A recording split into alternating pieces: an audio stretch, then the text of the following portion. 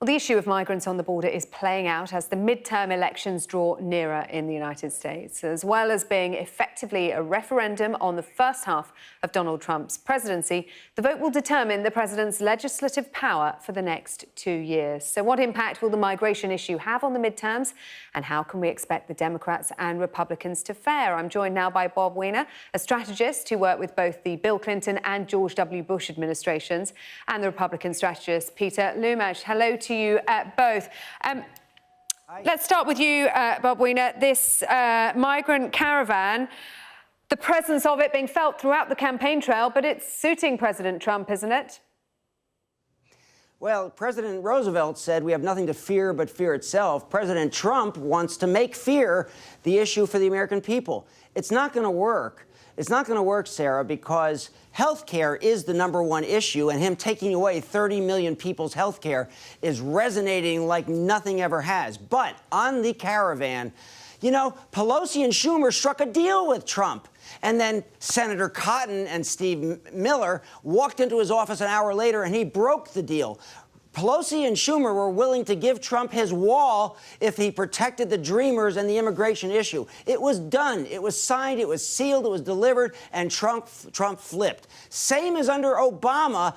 Obama had an immigration bill that was passed by 2/3 of the Senate, bipartisan, including Senator McCain and all that. And then the Republicans in the House blocked it. So this nonsense that this is the Democrats' fault is ridiculous. We want to solve it. Let's bring in Peter Lumaj. You're smiling there as you're listening to the words of Bob Weiner. Actually, I'm surprised that my colleague over there talking about the Republicans failing to resolve the illegal immigration issue in the United States. The left wing of the party in the United States, the Democrat Party, and the left wings all over the world, if you look at them, they are very good at promoting chaos and lawlessness. What they're doing right now in the United States, they are promoting chaos and lawlessness.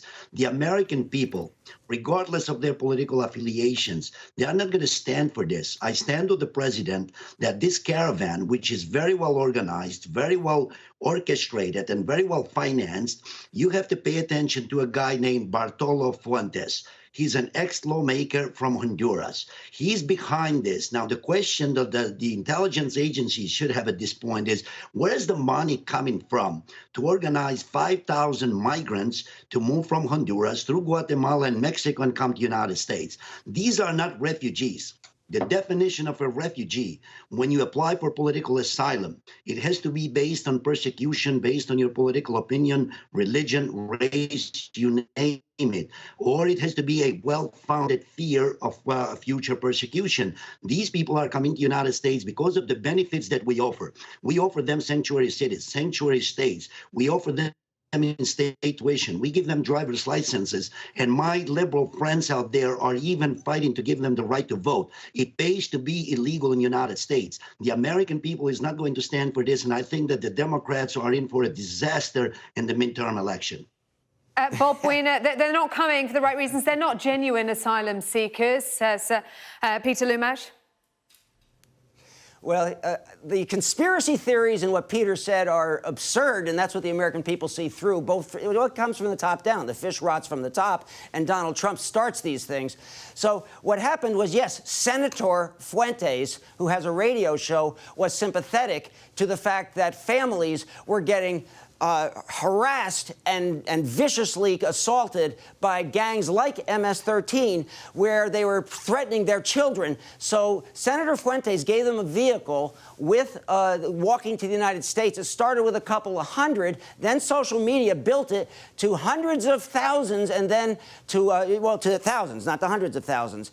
So that's how this thing happened. There's a story today, which perhaps Peter would want to read in the Washington Post, how the caravan began. It's the front page lead story in the Post. It lays it all out.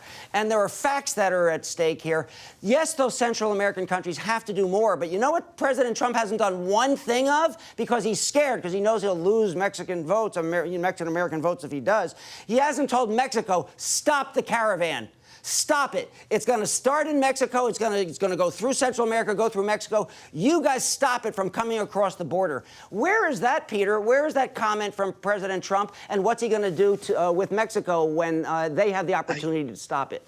I think the president has been very forceful, very decisive on this. He talked to the Mexican counterparts.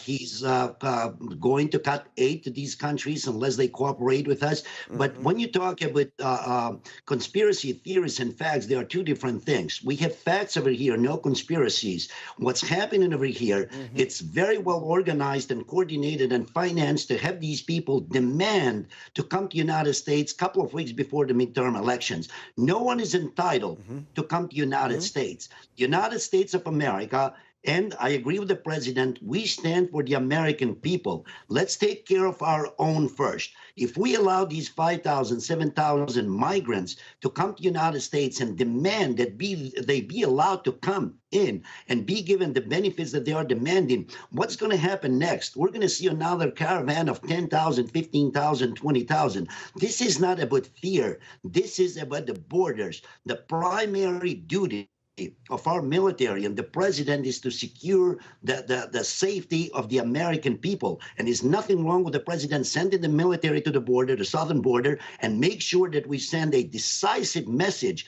to anyone who wants to enter forcefully and illegally United States that we're not going to stand for it.